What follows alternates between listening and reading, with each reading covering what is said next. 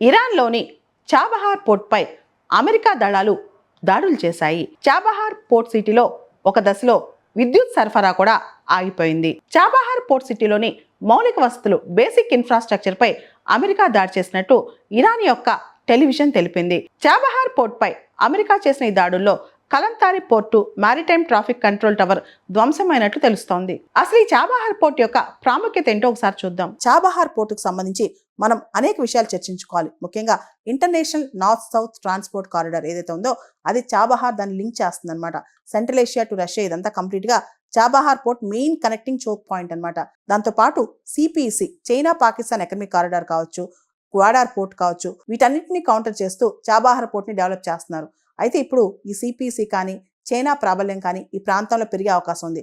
Chabahar పోర్ట్లో investments తగ్గి Chabahar పోర్ట్లో India లాంటి దేశాల పార్టిసిపేషన్ తగ్గితే సిపిసి కావచ్చు, బిఆర్ఐ కావచ్చు, వీటి యొక్క ప్రాధాన్యత పెరిగే అవకాశం ఉంది. దాంతోపాటు ఆఫ్ఘనిస్తాన్ కంప్లీట్గా ల్యాండ్ లాక్డ్ కాబట్టి, పాకిస్తాన్తో మనకి యాక్సెస్ లేదు కాబట్టి ఎనర్జీ అండ్ ట్రేడ్ సెక్యూరిటీకి మనం కూడా చాబహార్ పోర్ట్ని ఒక లింకింగ్ పాయింట్గా వాడుకోవచ్చు అనమాట. గుజరాత్లోని కాండ్లా పోర్టుకి చాబహార్ పోర్టుకి 550 నాటికల్ మైల్స్ డిస్టెన్స్ ఉంది. ముంబై పోర్టుకి చాబహార్ పోర్టుకి 786 నాటికల్ మైల్స్ దూరం ఉంది. చాబహార్ పోర్టుకు సంబంధించి భారత్ ఇరాన్ సహకారం ఈ కాన్సెప్ట్ అనేది జనవరి 2003లో స్టార్ట్ అయింది. భారతదేశం తరఫున మన ప్రైమ్ మినిస్టర్ అప్పట్లో అటల్ బిహారీ వాజ్పేయి గారు, ఇరానియన్ ప్రెసిడెంట్ ఖతామి వీళ్ళిద్దరికి కూడా అనేక కీ ఎలిమెంట్స్, అనేక కీ పాయింట్స్ లో ఇండియా ఇరాన్ కోఆపరేషన్ గురించి చూసుకుంటూ దానిలో కీలకంగా చాబహార్ని తీసుకొచ్చారు. సో 2003లోనే చాబహార్ పోర్టుకు సంబంధించి ఇండియా ఇరాన్ మధ్య చర్చలు జరిగాయి. అయితే ఆ తర్వాత ఇరాన్కి అగ్రరాజ్యానికి పడకపోవటం, ముఖ్యంగా America Iran, Iraq, north Korea ఈ 3 దేశాలని యాక్సిస్ ఆఫ్ ఈవిల్స్ అని పిలిచింది.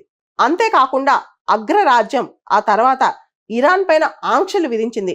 ఇరాన్ అణు ప్రోగ్రాం కంప్లీట్ గా ఆపేయాలని చెప్పి.